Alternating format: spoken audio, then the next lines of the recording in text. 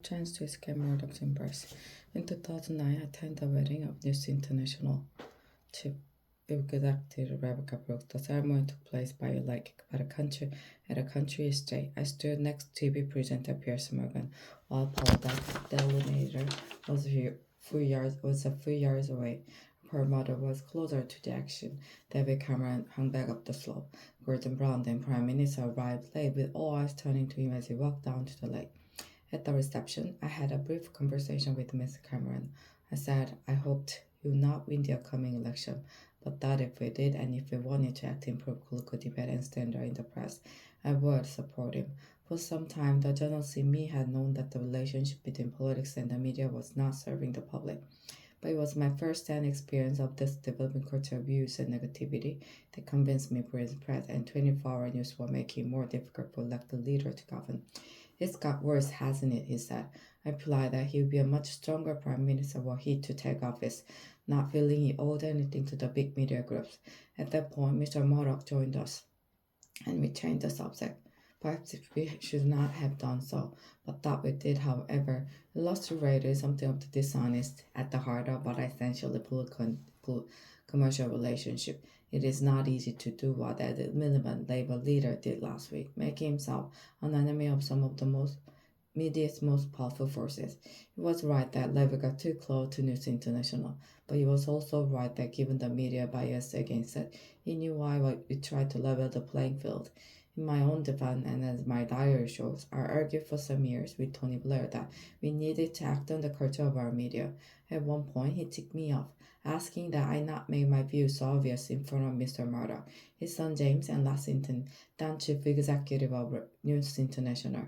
Ultimately, Mr. Blair thought the press had become a problem, but that given all our other priorities, people would not understand our taking them on. He also thought it would look like revenge for the fact they had turned against it. And there were political considerations too. Trying to govern and win elections is hard enough without the press being against you. I accept that for all of us, at times media support was something we created at the expense of positions of principle on media issues, but that chair has now been sprung. The latest revelation have forced the police, News International, and the government to act.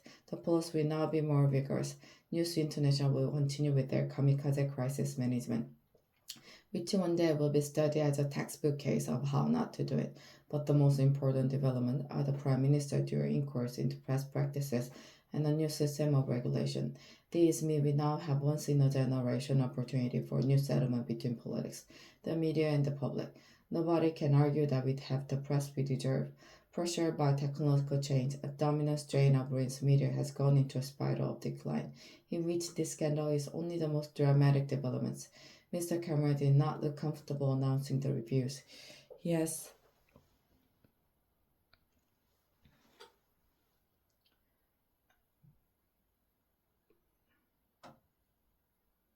No review.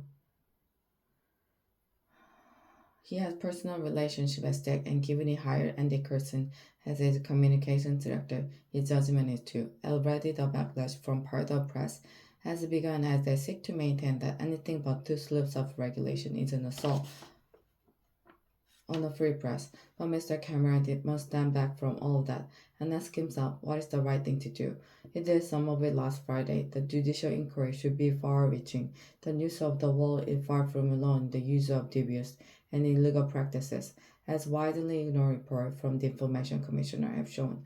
Part of British media reminds me of the trade union before Mrs. Thatcher.